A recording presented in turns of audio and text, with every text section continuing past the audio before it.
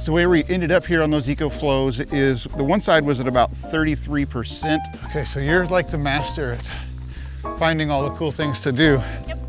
But this is like the third uphill hike in the last week.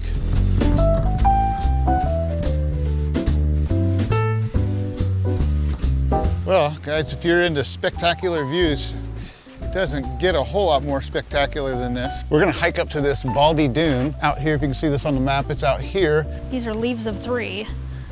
Well, then I will leave it be. Yep, yep. All right, breakfast was the Glen Arbor Bar and Grill. Good Harbor. Sorry, Good Arbor. Good. I'll say it.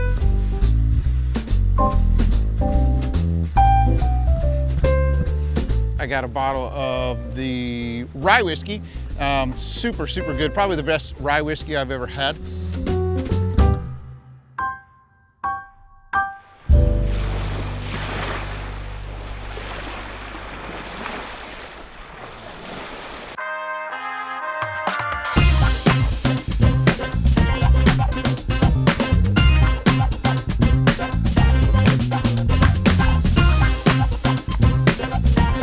Not a bad view, is it, guys? Where are we at? We're at Arcadia Scenic Turnout, and I believe this set of stairs leads us to Inspiration Point, which is where we're gonna go right now.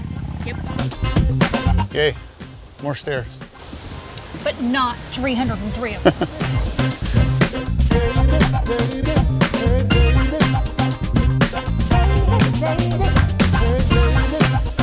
Come on, you can do it.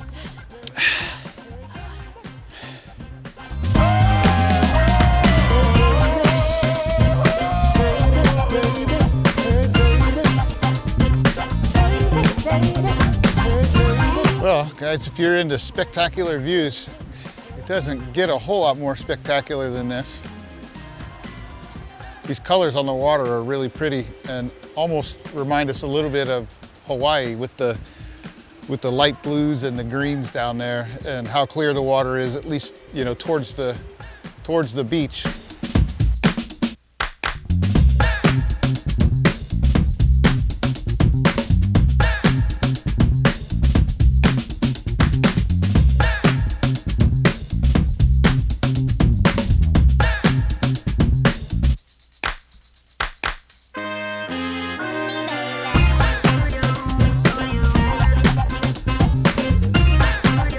We're gonna hike up to this Baldy Dune, which is out here. If you can see this on the map, it's out here, and it's supposed to sit about 450 feet above the lake. I don't know exactly what elevation we're currently at right now, but we're gonna start the hike here, and we'll get to that Baldy Dune, and then our all trails, is that what we're using? Our all trails will tell us what the elevation difference is between the two, but that's where we're headed. Should be a pretty good view out there, 450 feet above the lake.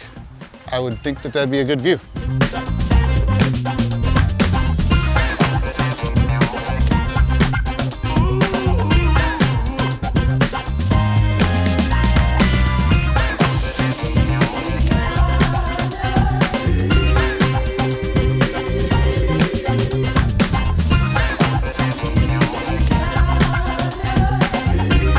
I'm gonna try that, see how far I get. Yeah. I don't know. You can see lots of other people have done it. All right, it's packed okay. It's not totally easy, but really, if you can stay in the footprints of other people, it's not too bad.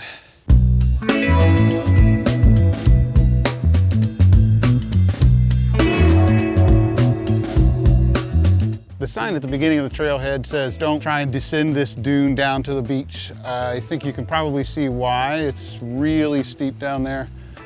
And depending on the water levels, there may not even be a beach.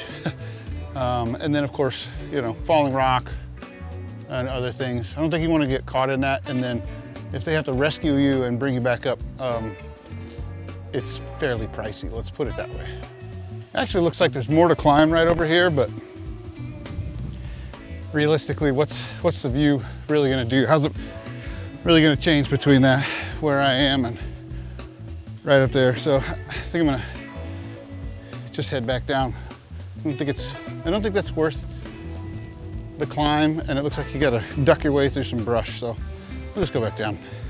Almost forgot, the elevation gain was only about 75 feet to this area right here. Now, where I was up there, it's probably another, I don't know, up there, probably another 40 or 50 feet. Just as you come out of the woods, really into the first clearing on this trail, going up to old Baldy Dune, this is where it starts to turn sandy. So I would recommend, if you're really just going out to that one dune and then going back to the parking lot, it's about 2 mile round trip, and most of that is through the woods, and it's a really nice trail.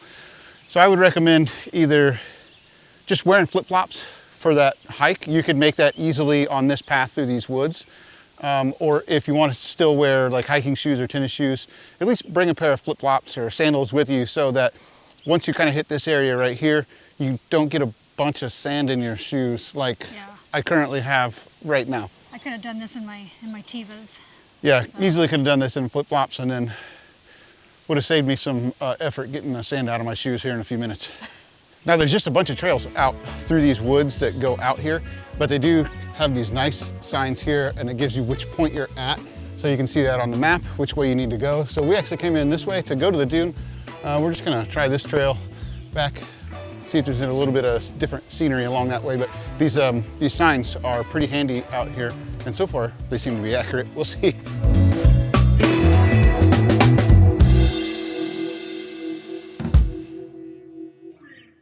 If you're enjoying this video, go ahead and hit that like button, hit that subscribe button, and while you're at it, hit that bell button so you're notified when we drop future videos. It doesn't cost you anything, but it helps keep these videos coming to you each week. We really like hearing from all of you, so if you have any thoughts, ideas, or suggested topics, pop those down into the comment section. There aren't a lot of things better than good old-fashioned hamburgers or cheeseburgers when you're out here camping. One of the things we like to do is use this Kinder's Buttery Steakhouse. No endorsement here, no affiliation. It's just what we like to use. What do you guys like to use on your burger?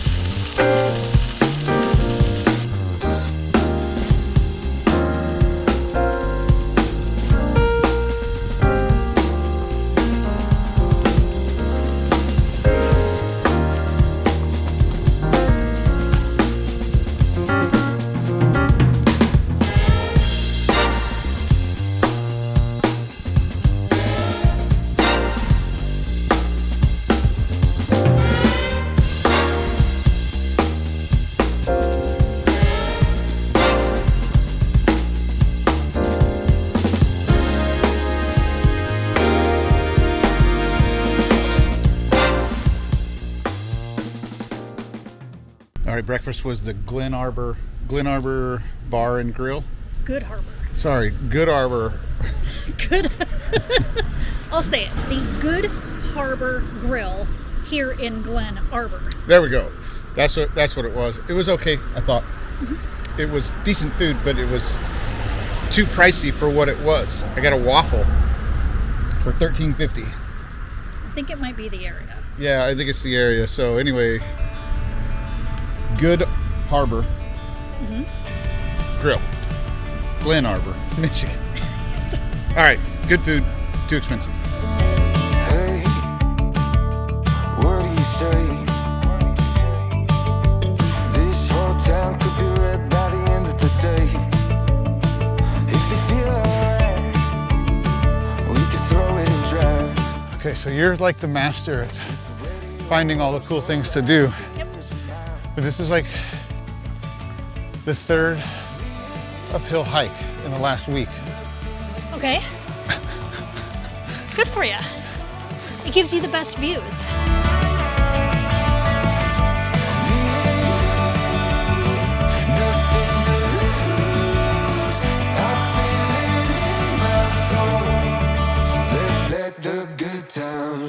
So that was Pyramid Point, and I feel like every day that we're out here, we see some new view, some new landscape, usually to do with the lake, that's even better than the day before. And I think that one was so far the best. You can really see how the clearness of the water. It reminds me of being in Hawaii. Yeah, just the turquoise blue blending into that kind of a darker, I don't know, what would you call the darker color? I don't know, it's just, I don't know, just that turquoise blue has always just been really pretty. Yes. Dinner tonight was at this distillery, Iron Fish. It's out in the middle of nowhere in Thompsonville, Michigan, I think it is. Really great pizza that we had. It was called the Sausage Pizza. I can't even tell you what was on it, but it was really good. They got just a bunch of different liquors that they distill here on the site from the ground to the bottle. They do it all themselves. As a matter of fact, I got a bottle of the rye whiskey. Super, super good. Probably the best rye whiskey I've ever had. And they're also a harvest host. So Iron Fish, there's the sign right there, Iron Fish Distillery here in Thompsonville, Michigan. If you're in this area, like I said, they're a harvest host. I would definitely check them out here. Right now they only allow one night, but we were just talking to one of the owners, and now they're considering putting in their harvest host description that additional nights are available upon request.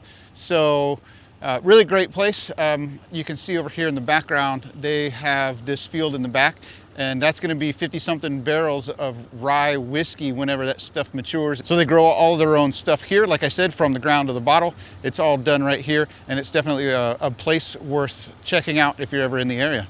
We're wrapping up 4 days, total days of boondocking, and for us, that's the longest we've ever boondocked in one stretch, and it actually went pretty well. We were worried a little bit about the water situation, the consumption of our water, and filling up our tanks, but we actually have plenty of fresh water left over, and I don't think either one of our gray tanks are over 2/3. So we did pretty good from a water perspective. The other thing, obviously, that we were not sure about was the whole solar setup with my Ecoflows. This is the first time that we've really used those and put those to the test, along with the solar panels that we've got up on the roof. And if you haven't seen our setup with those Ecoflows, I'll put the links down to those videos down in the description area. But basically, we've got 2 separate Ecoflows, these portable power stations with some extra batteries, and those are fed into both sides of the 50 amp system here, so I'm able to feed both sides independently. We started out with a couple of days of not so much sunshine, so we didn't get a great start to this, but we still ended up with a lot of power at the end of this. And then today we're gonna go to an actual campground where we'll have full hookups to be able to recharge. So where we ended up here on those Ecoflows is the one side was at about 33%. That's the side that really mainly just drives all of our outlets. The biggest loads there that we run for the most part are gonna be like the microwave and the coffee pot, and even the computers. The computers surprisingly use quite a bit of energy, especially mine when I'm doing all of that video editing. So that's really what's draining that side, is basically anything that's plugged into an outlet. And then the other side, we ended up, looks like about 53% here, and that's the side where all of our DC components are going to come off of, right? Because that's the side where the converter is. So things like our furnace, we had to use our furnace 2 or 3 nights there. All of the lights and the exhaust fans, so all that stuff comes off of that side, and we ended up again at about 53% there.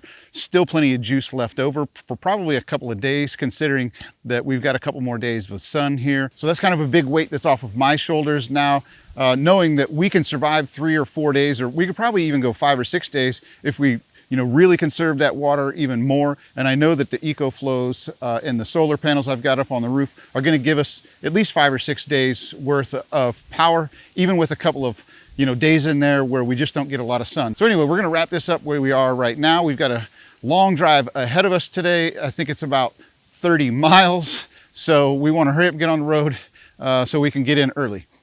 So anyway, we're going to wrap it up from here. We had a really good time at this spot here. So this is DA Designs.